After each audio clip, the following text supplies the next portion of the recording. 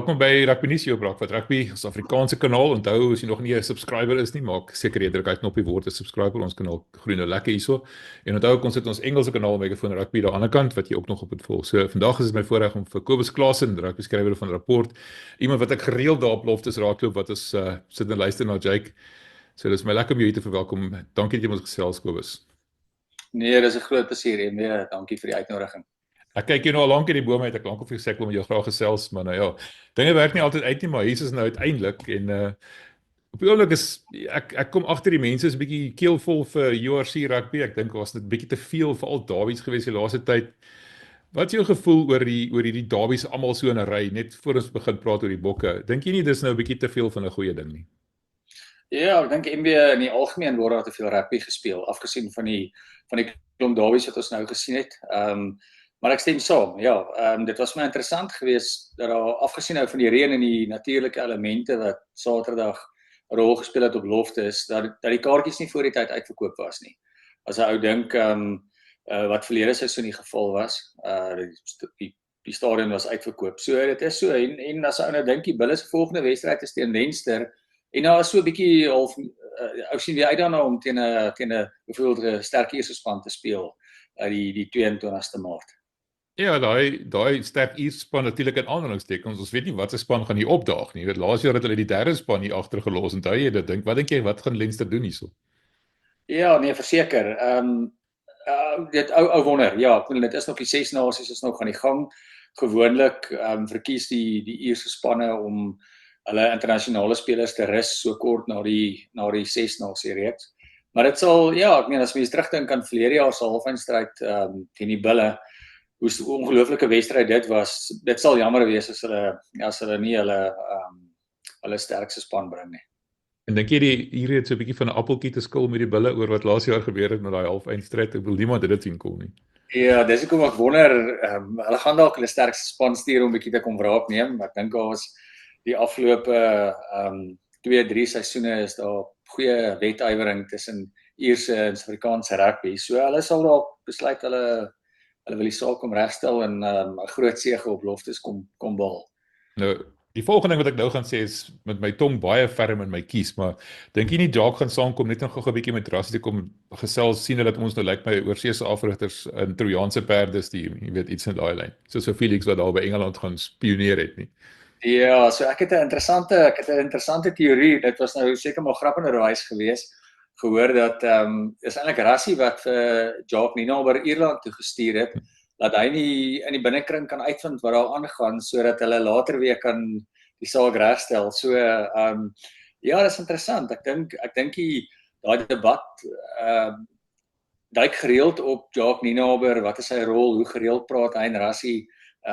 Maar ja, dit sal en jy weet daar sal maar altyd voor die tyd sal daar gepraat word van die Jacques Nienaber faktor soos wat die geval sal wees voordat hulle teen die Bulle speel. Nou, dit gee ons die ideale geleentheid om te begin te praat oor die bokke. Laas week toe die nuus gebreek het oor Felix Jones, ek het toevallig 'n onderhoud geskeduleer gehad met Tinus van Staden vir 12:00 uitgevra of ons kan skryf na 1:00 toe en tussen daai uur 20:12 toe breek die nuus skryns die WhatsApps van SA Rugby af. En hy het my gesê nie hy of Hendrik Kronee het geweet daarvan nie. Het jy enige indikasie gehad dat dit gaan gebeur dat Felix glad nie? Jy weet jy verwys na Hendrik, hy sê ou wat gewoonlik heel eerste weet van hierdie stories. Daar was glad nie eers 'n sprake gewees nie. Ek dink dit dui, ek meen hy is nou al 'n geruime tyd weg uit die Engelse kamp uit, maar dit is baie duidelik hy was nie gelukkig daar nie en maar niemand het dit sien kom nie. Niemand het gedink dat hy die verwagting was dat hy iewers in Europa weer 'n groot pos sal kry. Maar ja, dat hy gaan terugkom Suid-Afrika toe, niemand het dit sien kom nie. Ja, so die interessante ding daarvan was, ek wonder partykeer gister geluister wat Rassie gesê het hulle van vra wat se rol gaan Felix nou speel, dat ek sê hy gaan 'n bietjie administratiewe take doen en hy gaan 'n bietjie dit doen en 'n bietjie daar doen. Ek wonder of hulle sommer net Felix is beskikbaar, kom ons kry hom en dan kry ons vir hom 'n plekkie. Wat sien jy Felix Jones se rol as? Waar gaan hy inpas? Want jy het vir Tony Brown op aanval, jy het vir Jerry Flannery op verdediging. Jy het vir elke liewe ding onder die son, al klare afrigter in daai span. Waar dink jy gaan Felix inpas? Ja, want dit is interessant. Dis die eerste ding wat ek nogal gewonder het, wat gaan sy portefeulje wees? Wat soos jy sê, jy het vir Tony Brown ingekry en Felix was nou betrokke by die aanval, die aanvallende sy van die Springbokke. So ek dink die feit dat hulle hom ingekry het en nie soseer 'n duidelike portefeulje gegee het nie, is 'n redelike getuigskrif van hoe hoog Rassie hom aanslaan. Ek dink hy's 'n kundige ou en ek het gehoor hy is ook uit 'n taktiese oogpunt is hy baie uitgeslape. So ek dink net dit was my interessant geweest dat hulle hom ingekry het, gegee die groot afrigtingsspan wat al reeds is, dat hulle hom weet, en ek sê nie is op die nippertjie nie, want die nuus het ons nou om kant betrap, maar ja, dit is vir my interessant dat hulle hom ingebring het, maar ook ek dink Rassie slaan hom hoog aan. Weet hy word uit 'n taktiese oogpunt is hy een van die beste in die wêreld. En die feit dat hulle hom so vinnig weer ingetrek het sonder dat daar regtig 'n vakante portefeulje was, ek dink ek getuig van sy waarde wat Rassie hulle glo hy weer kan toevoeg. Wat my interessant was uit gister se perskonferensies, Rassie gesê Felix en sy gesin is klaar in Suid-Afrika. Ja, nou jy trek nie jou 10 penne op en trek gou Vrydagmiddag Suid-Afrika toe nie. Dit werk nie so nie. Jy weet, ek dink hierdie kom hulle entjie, dit is net baie goed stilgehou. Dis jy sê as ouens soos Hendrik het nie weet nie, dan iemand het ergens baie groot druk gehad om nie hierdie nuus te breek nie. Ek dink dit kom hulle rukkie, wat dink jy? Ja, nee, verseker, want ek dink Felix is al in Augustus verlede jaar is hy al weg uit die Engelse kamp uit, wat dit was skaars 7 maande nadat hy by die Engelse, so hy was nie gelukkig in Engeland nie. Wat vreemd was, want hy het ook 'n groot rol gespeel, hy was Steve Borthwick se regterhand gewees. So dit kom al 'n rukkie, nee, beslis. Dat niemand daarvan geweet het nie, dis eintlik die groot verrassing. Ander ding wat niemand van geweet het nie, wat Vrydag gebreek het, en jy het ook onder andere dan nuus gebreek, is die feit dat André Pollard terugkom na die Bulle toe. Nou, ons het almal aangeneem, hy's op pad Japan toe, daar was inteendeel sprake gewees dat baie sterk gerugte dat hy klaar geteken het vir Japan, en toe Vrydag uit die blou tyd hoor ons André Pollard se pad in die Bulle toe. Waar het jy gehoor daarvan, en wat dink jy van daai skuif? Ja, man, ek het eintlik toevallig, na die spanaankondiging het ek met Jake gepraat oor wat hy nou gaan doen op loskakel met Johan Goosen wat nog beseer is en Willie Leroux wat nie heeltemal oortuig daar nie, en met die oog op die toekoms ook. En hy het nou gevra, maar as jy enige loskakel in die wêreld kan kontrakteer, wie sal jy kontrakteer? Toe sê hy vir nee, ek sal, as ek die geld gehad het vir André Pollard, teruglok Loftus toe, en hy sê nee, goed, hy ook. En toe het ek net agtergekom, wel daar is dan iewers 'n slang in die gras, en 'n oproep of 2 verder, toe is die bevestiging daar dat hy terugkom. Wat ook vir my 'n verrassing was. Ek het nie gedink dat 'n Suid-Afrikaanse franchise die begroting sal hê om sy salaris in te werk nie, of in te pas in die begroting nie. Jy sien, as ek nou 'n Engelse term hier mag inglip, nou therein lies the rub. Het daai Suid-Afrikaanse franchise daai geld? Wie daai cheque uitgeskryf? En weer soos ek verstaan, gaan sy salaris nie so groot wees soos uiteraard by Leicester Tigers nie. So hy kry vergoeding van die Bulle en natuurlik ook sy SARU kontrak. Ek vermoed of nie vermoed nie, die feit dat hy jong gesin het, hulle is in 'n stadium van hulle lewe wat hulle wil terugkom Suid-Afrika toe, hulle daai ondersteuning van die ouers wil hulle graag, en ek dink 'n ou kan nie regtig monetêre waarde daaraan koppel nie. So vir hulle dink ek, en André Pollard is destyds hier weg in 2019 en al was sprake dat sy jaarlikse vergoeding naby 20 miljoen gaan wees.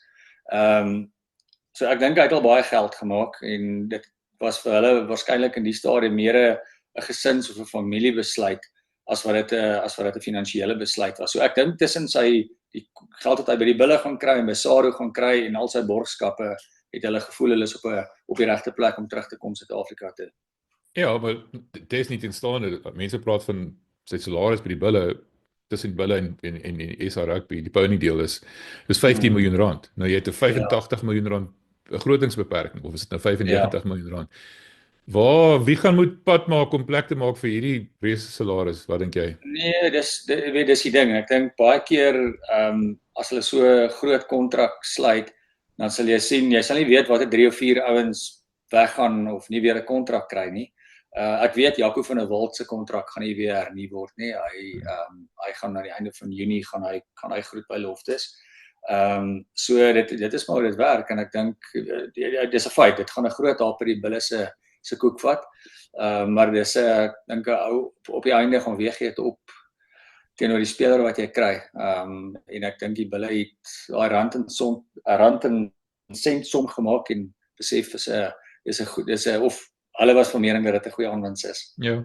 Nee, ek dink dit is 'n briljante skryf. Die vraag is my net, ek moet bly sê oor Jaco van der Walt, want dis nou die een ou wat ek nog altyd gedog het, jy's Skotland gespeel, baie ervaring oor see, maar hier by die Bulle het hy nou nie veel onthare gemaak nie. Was dit maar 'n kwessie van te veel beserings of het hy maar net nie die maas opgekom nie?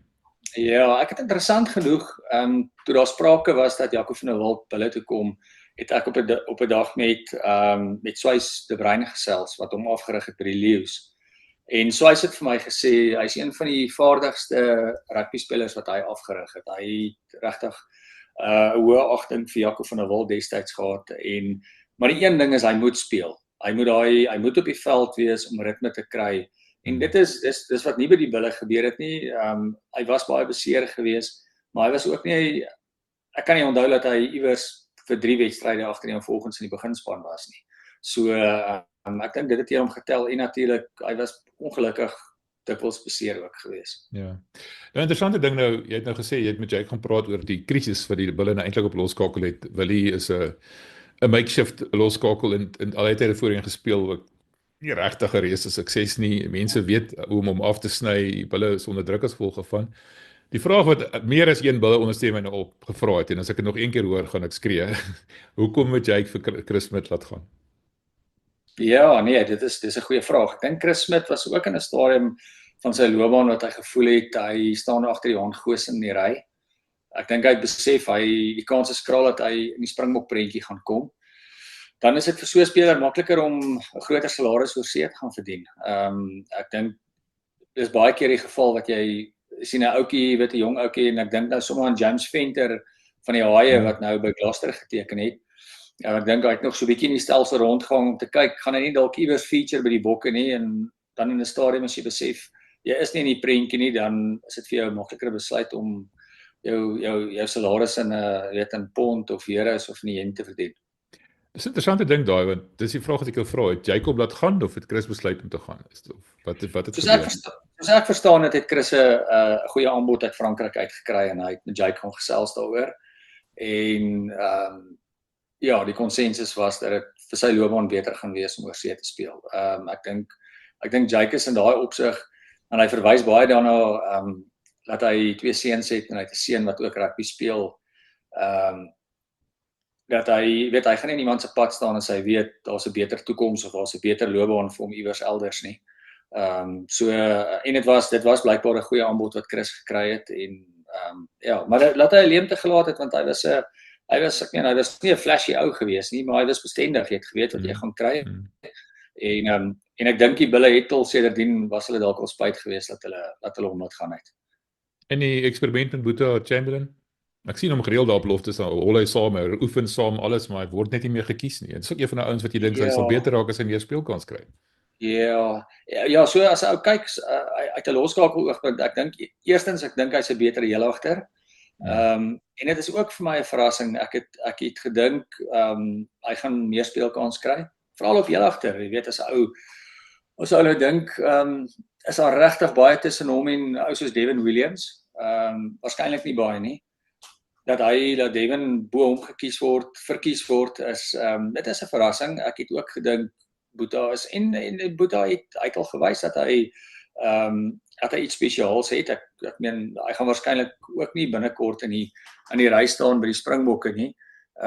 Maar ja, dit is 'n verrassing en ek het eintlik al gedink hy sou groter rol gehad het in die Bulle opset. Ja, ek dink hy het 'n beter skopvoet as Devin, dis my eerste reaksie. Devin is ongelooflik vinnig. Maar is ook vir my asof hy nie heeltemal op sy beste is deesdae nie. Iets is nie lekker nie. Maar ja, gepraat van nie lekker nie. Paar spelers by die Bulle wat die Bulle in die moeilikheid gelaat het met hulle beserings, Elrich wat uit is en so. Daai nommer 10 is 'n probleem, maar die Bulle het ook 'n probleem dat hulle nie meer hulle groot swaar baldraers het nie, onder andere Felix Roon wat nie meer daar is nie. Dink jy dis deel van die Bulle se probleme dat mense voel daar's iets nie lekker by die Bulle nie, alhoewel die punte leer iets anders terwys. Hulle lê derde, hulle het net 4 wedstryde verloor. Maar mens kry so half 'n gevoel dat alles is nie lekker daar by die Bulle nie. Wat dink jy? Ja, ek dink die feit dat hulle nou die afgelope 3 naweke 2 van hulle tuiswedstryde verloor het, is 'n groot terugslag vir hulle. Dit is selfvertroue hoogtepunt. Hulle was na daai wen teen die Stormers het ek gedink as hulle volgende 3 wedstryde by die huis kan wen wat hulle eintlik veronderstel was om te doen, gaan hulle in 'n baie goeie posisie wees. En hulle 2 van die wedstryde verloor. Saterdag was my 'n verrassing. Dit was my of hulle takties naïef was. Hulle is uitoorlê onder die hangskoppe, onder die hoë bal. Dit was dieselfde geval teen die Haie gewees. So daar's tekortkomings, dis verseker, en nou kan nie net sê hulle het beserings gehad nie, hulle pak was goed geweest in die Stormers, dalk by die afbreekpunte het hulle met tye tweede gekom, maar dat hulle onder die hangskoppe kwesbare is en ja, en jy was veronderstel, ek wil dit is, ons moet ook eerlik wees, die Stormers het hier aangekom met 'n span sonder Damian Willemse, Manie Libbok, so hulle het ook beserings, ou soos Roan Nel buite senter. So ja, alles is nie reg nie. Ek dink die puntelys wys dat die Bulle nog derde is, maar ek dink Jake as jy hom as ek kan eerlik wees, hy moet bekommerd wees oor die veral die vorm van die span oor die afgelope 3 weke. Ja, want een ding wat die Bulle baie agteruit gaan mee is daai hoë balle wat jy gesê het, ons het 9 verloor en 1 teruggewen. En die ou dae, Kane Moody was sy debuut 3 wat hy gemaak het in Australië. Hy is 'n meester in die lug gewees. Waar is dit nou skielik een? Ouens soos Sebastian Klerk kan nie meer 'n bal vang nie, Devin Williams kan nie meer 'n bal vang nie. Wat het daar gebeur? Want dis as een van ons sterkpunte skielik geneutraliseer is. Ja, en afgesien daarvan is daar so nou dan is daar so 'n bietjie 'n blaps op die verdediging wat hulle laat ongelukkig te maklik deur. Maar ja, verseker, jy weet, kom ons wees nou eerlik, hulle het vir Keinan vroeg verloor Saterdag in die 4de, 5de minuut. Maar dis asof Keinan ook nie vir my sy beste rugby speel nie. Dit voel vir my hy was verlede seisoen of selfs aan die einde van die jaar was hy vir my beter gewees. Ja, dit is 'n bekommernis, veral met Kurtley Arendse wat nie daar is nie. Ek meen as jy vat, jy het vir Willie op hele agter gehad, nou speel jy hom op losskakel, Kurtley Arendse is nie daar nie. Keinan is daar, maar hy speel nie sy beste rugby nie. So dit is nie ideaal nie. En ek het toevallig nou eendag 'n storie geskryf oor die as mens net kyk na uit 'n aanvallende oogpunt, is die Bulle hierdie jaar baie swakker daaraan toe as wat hulle verlede seisoen was. Hulle het verlede seisoen in die stadium meer drie gedruk en verdedigers geklop as wat tans die geval is. Ja, dis opvallend daai. En dan die ander ding wat my opval het, jy het nou gepraat van die afbreekpunte. As ons vir Marco alleen stryd gevoer het daar, is dit nie. Reinhard Ludwig vir my is 'n slot. Ek dink nie hy werk so lekker op 7 nie. Hy sit te veel druk op die ander. So Gumede selfs, hy het nie 'n verskil gemaak toe hy opgekom het nie. En Marco is toe nou beseer en toe sit maar Nathaniel vir ons gewees daar. Nee, verseker, en as 'n ou vat, ek stem met jou saam. Jy het vir Marco nou gekies saam met Reinhard en saam met Gumede. En dan dit kom alweer terug na hoe groot terugslag Cameron Hanekom is. Hy is ook 'n ou wat lekker grond toe speel. Hy's 'n baie veelsidige ou, weet, hy kan vir jou duikslae maak, hy's goed op die aanval, maar hy's ook 'n ou wat grond toe speel. Ja, dit is my vreemd. Johan Grobbelaar was vir my Saterdag bietjie stiller geweest. Hy's gewoonlik ook 'n ou wat by die afbreekpunte bedrywig is, maar jy's reg, ja, ons het die Stormers het hulle onder druk gesit by die afbreekpunte.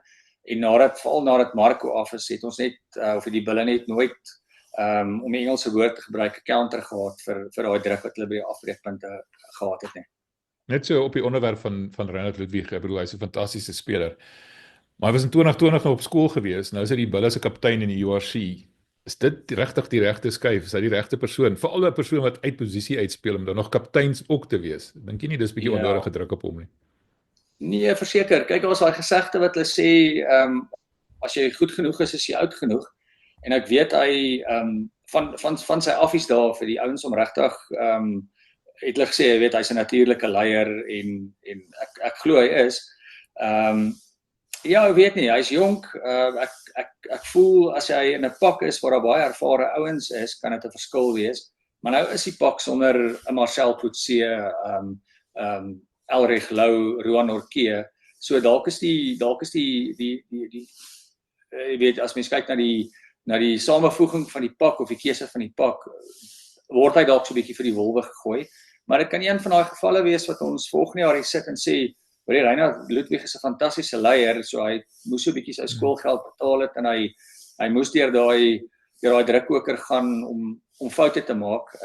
Maar hy is jonk, dit is so, maar dat hy wel van jongs af, van sy affies daar af, as 'n natuurlike leier gebrandmerk of nie gebrandmerk, geoormerk is, dit is verseker so.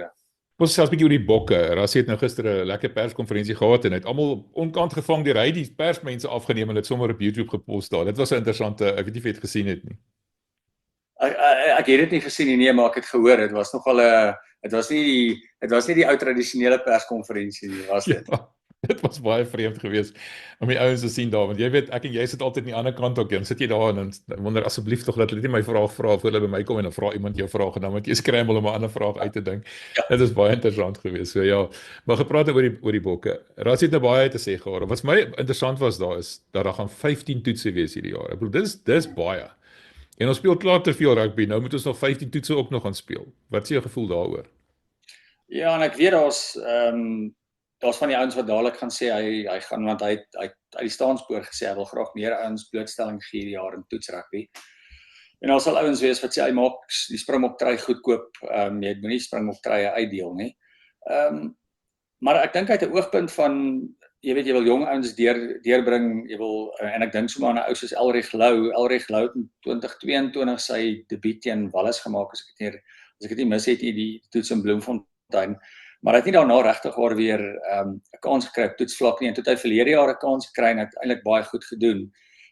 So ek dink dit is die doel van Rassie. Hy wil veral met die Barbarians wedstryd ouens uit Japan ook weet ander blootstelling gee. So ek dink nie is sleg nie. Ek hoor daar word baie rugby gespeel, dit is so, maar ek dink uit 'n oogpunt van om jou groep uit te bou met die oog op die wêreldbeker toernooi, is dit waarskynlik nie 'n slegte besluit nie. Wat interessant was, hy het gesê gister, sê net maar ou soos noem maar Sia. Hy is op die oomblik die beste sy posisie. Maar hy gaan nou nie noodwendig oud genoeg of jonk genoeg wees, want hy gaan te oud wees in 2027. So, maar sê hy kan nie alles bou rondom die wêreldbeker nie. So as hy op die oomblik die beste is, gaan hy hom speel. Al gaan hy hom dalk verloor volgende jaar omdat hy te oud is. Dis 'n baie fyn balans wat hulle moet handhaaf daar. En ek verstaan dan die idee van kry 'n paar jonger ouens in minder belangrike wedstryde. Die trui is nie goedkoop nie, maar dis, jy weet, gee hulle net 'n kans, 'n bietjie van 'n proeseltjie van daai tipe druk en alles te ervaar en maak seker dat jou uitgebreide groep dalk bietjie sterker is.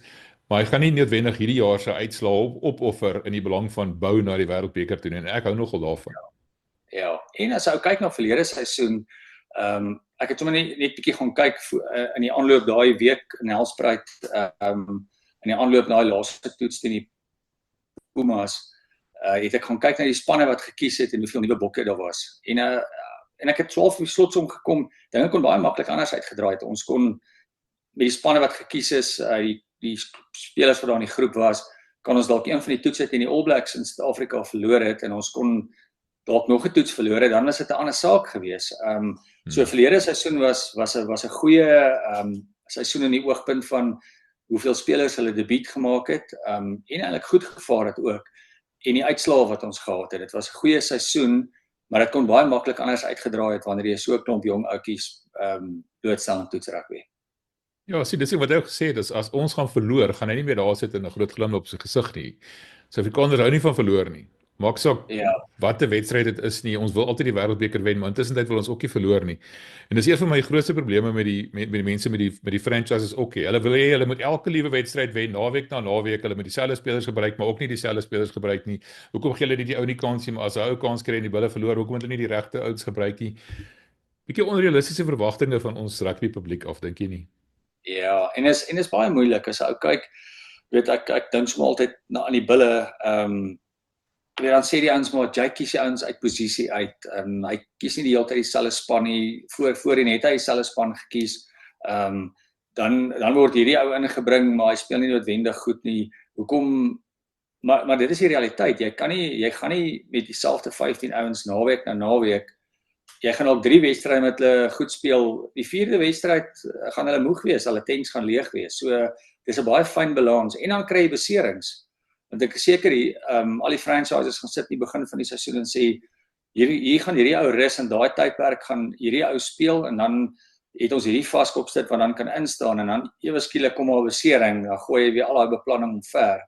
Maar dinge het verander. Ek meen dit is die realiteit van Super Rugby se dae, het jy ook 'n groot groep gehad, maar die las wat daar nou is, die minute wat daar in 'n jaar gespeel word, is net aansienlik meer. Dit verskil net baie meer as byvoorbeeld in daai Super Rugby dae.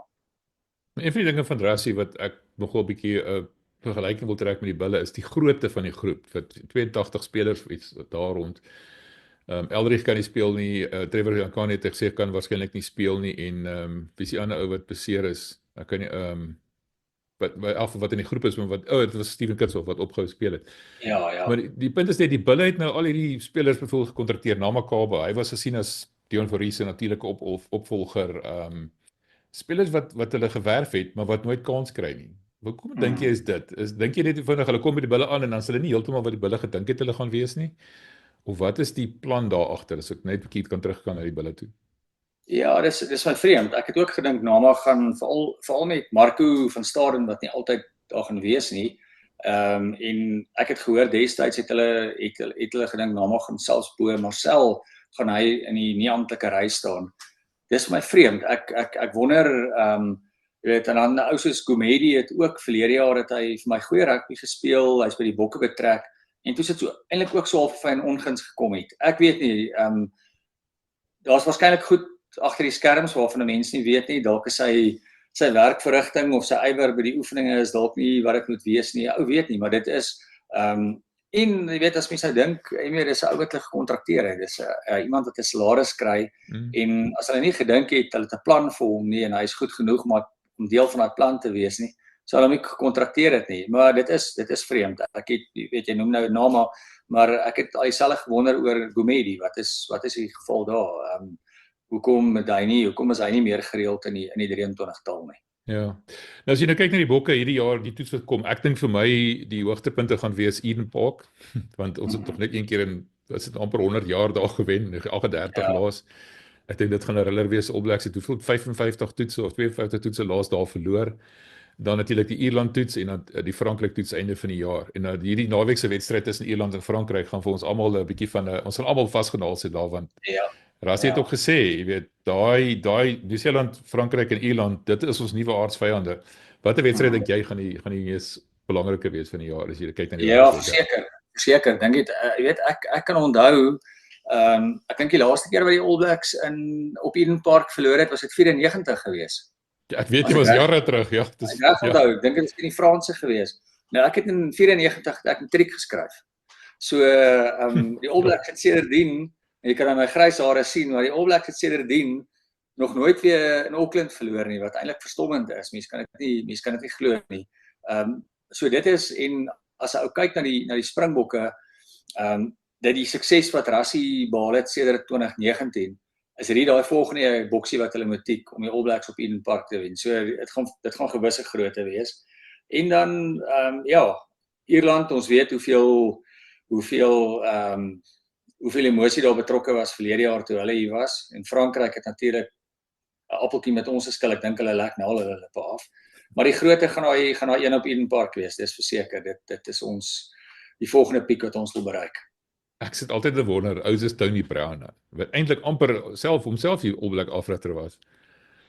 En nou moet hy daar opdaag en nou moet hy teen 'n span wat hy sy hele lewe lank ondersteun het, komplotte smee hoe om hulle te klop daar, jy weet. Ek wonder hoe moeilik is dit nou regtig. Dis ek weet hulle is professionele ouens en alles, maar daar moet tog 'n ietsiekie daar wees, is dit nie? Nee, verseker. En Joe Schmidt het verlede jaar toe die Wallabies in die Aviva Stadion in Dublin in Ierland gespeel het hy gesê, hy het nou al 'n paar warm ontvangs, 'n paar keer 'n warm ontvangs gekry, of hy het dan verwys na die vorige jaar waar die All Blacks daar was, en dit was nou nie vir hom die warmste ontvangs in Dublin gewees nie, en dis 'n plek waar hy eintlik toe nou, weet as 'n kultusheld weg was destyds. So nee, verseker,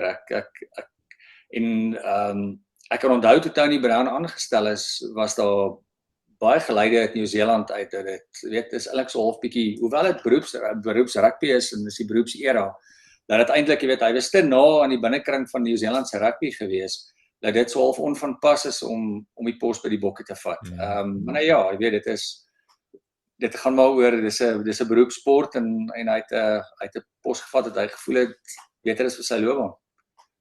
Nou ja, ons het nog gesien die Franse het nou hulle bomb squad ontwikkel. Hulle hol ook nou al 6 gelyktydig op die veld.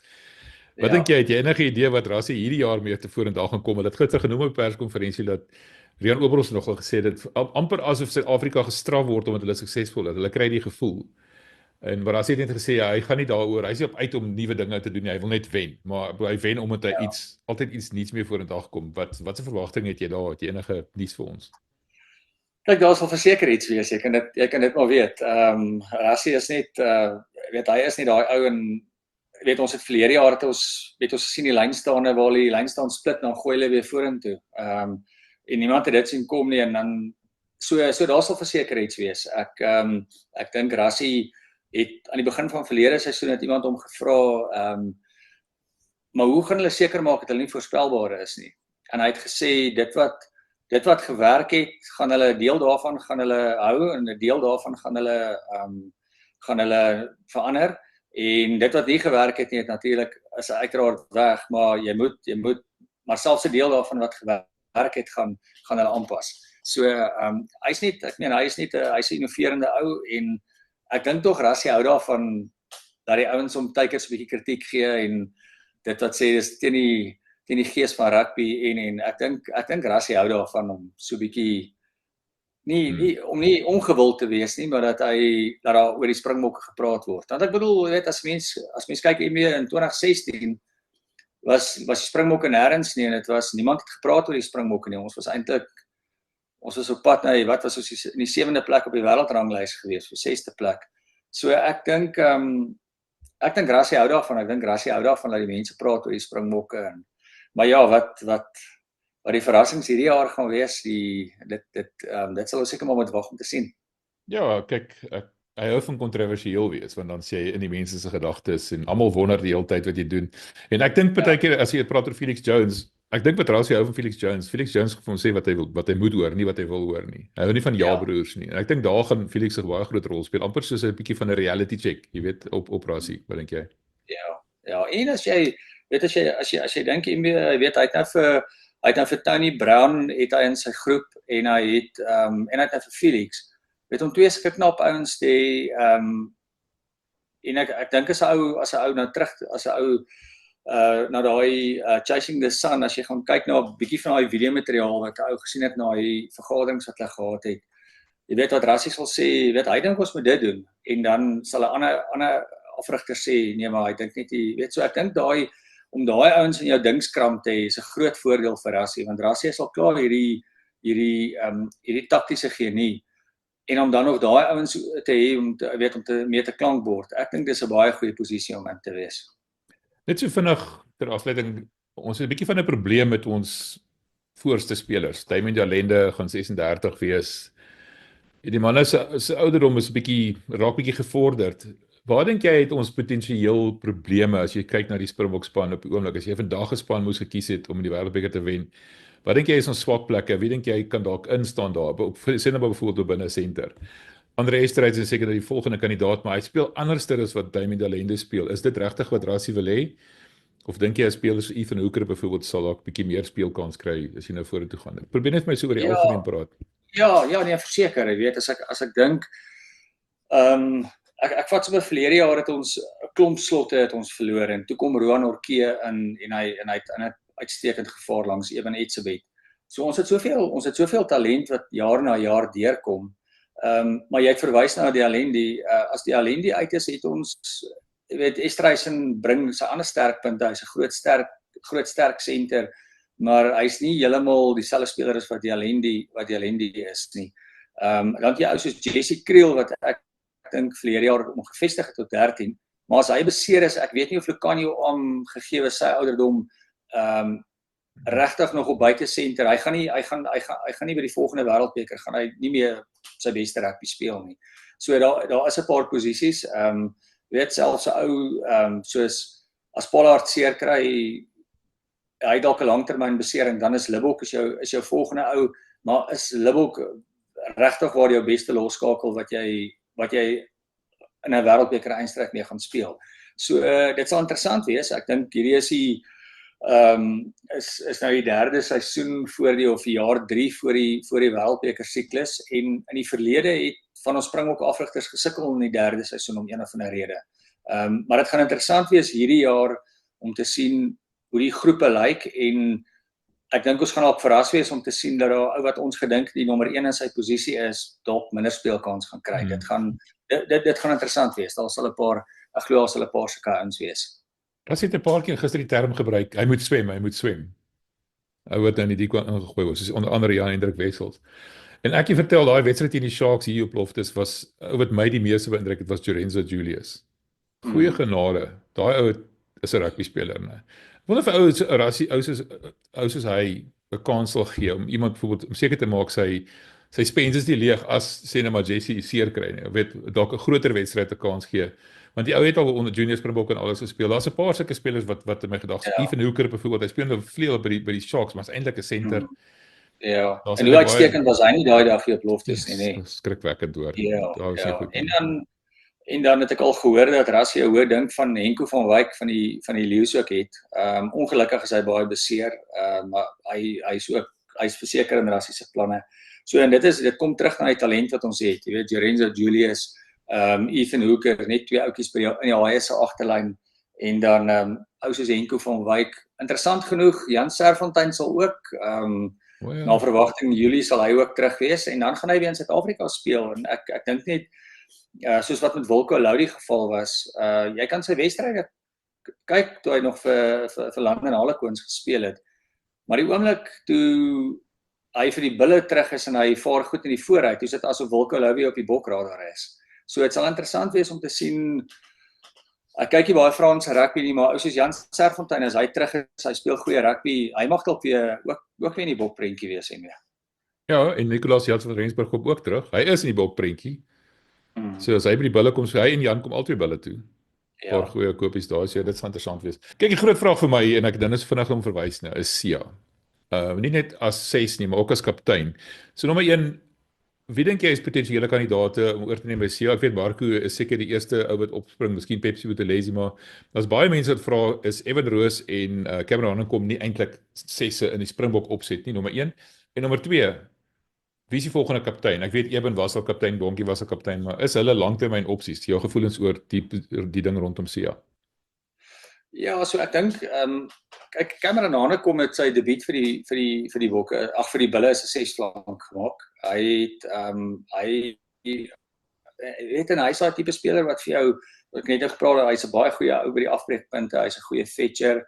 En interessant genoeg Jake White het eendag vir my toe ek gepraat het oor Cameron Hanekom, toe sê hy vir my hy laat dink hom eintlik baie aan die Erasmus tipe speler wat hy was toe hy destyds gespeel het, want hy is 'n ou wat ook grond toe gespeel het, maar hy's goed op die verdediging gewees, hy was goed op die aanval, hy was 'n baie afgeronde speler. So Evan Roos natuurlik ook, ek dink hy was Saterdag uitstekend op Loftus gewees. Is hy dalk 'n beter agste man, ek weet nie. Sy bou kan hy baie maklik deurgaan as 'n fetcher. Ek glo hy sal daai oorgang na 6 toe kan maak. Ek glo Sia sal definitief ons kaptein wees oor 2 jaar by die Wêreldbeker toernooi, tensy hy natuurlik weer 'n groot besering kry. En sou hy nie die kaptein kan wees, sal hy ou soos Eben. Ek dink eers ons sal 'n nuwe bokkaptein waarskynlik eers na 27 se Wêreldbeker toernooi sien. Ek dink nie daar sal 'n nuwe kaptein wees terwyl Sia nog in die prentjie is nie. Okay, heel laaste vraag, ek beloof. Rassie na 2027, dink jy gaan aanbly? Dink jy iemand anders gaan ontvang? Dink jy dis dalk deel van die rede hoekom Felix Jones teruggekom het? Wat sien jy die toekoms Springbok afrigter gewys na die Wêreldbeker? Ek sal verras wees as hy 'n derde termyn aanbly. Wel hy is eintlik wat hy dan sê in sy ek weet nie. Ek sal verras wees. Ek dink daar was verlede jaar al sprake dat Rassie maar druk kan kom as dit nie 'n goeie seisoen was nie. Wat vir my interessant sal wees, want ek bedoel hy het soveel sukses behaal en dit is altyd vir my opmerklik dat hy oor al die bevolkingsgroepe heen is hy gewild. Jy weet, hy's nie, jy weet in die verlede is daar gesê, jy weet hierdie ou is hierdie bevolkingsgroep hou van hom of net daai en Alistair Coetzee is met 'n sekere doel aangestel, maar Rassie is 'n gewilde ou en dit sal vir my vreemd wees as hy voor sy termyn onder druk kom. Ek was verlede jaar baie verras geweest oor daai sprake. Maar ek kan nie dink dat hy na 2027 sal aanbly. Hy sal uiteraard aanbly by SARU glo ek, maar in 'n ander pos. Ek dink nie hy sal weer daar perd opsal nie. Natuurlik, hang seker ook af van die sukses wat hulle behaal by die Wêreldbeker toernooi, maar ek dink hy gaan terugstaan na 2027. Dis my vermoede. Dis interessant, want Dave Wessels het nou sy direkteur van rugbypos oorgeneem. So dis nie asof hy weer die direkteur van rugby kan word nie. En Dave Wessels van hy's 'n baie goeie direkteur van rugby, as jy my vra. Goeie skuif daar. Ja, verseker. Ja. Alright Kobus, dankie. Ek het baie van jou tyd gevat. Ek waardeer dit. Baie dankie en ek gaan weer met jou gesels. Dit is altyd vir my lekker, veral in Afrikaans man. Dankie. 100% lekker dag en weer.